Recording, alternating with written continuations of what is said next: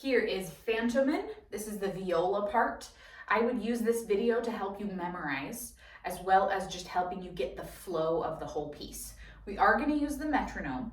Before we start, double check that you know the shift in measure 21. That might be the trickiest part of this. And then look out for that syncopated part at measure 35. Those are great things to go over on your own, as well as measure 46. We got some kind of strange notes in that section.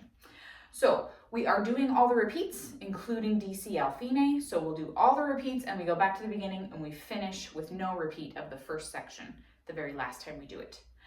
All right, let's do this. We're going to do our dynamics. We're going to set our metronome to 146 for the 8th note. So don't set up your metronome if you're watching this video. Just listen along and play along with me and I'll stay with the metronome. Here we go. Let's get our first finger and third finger ready before we start. Ready? 1, 2, here we go.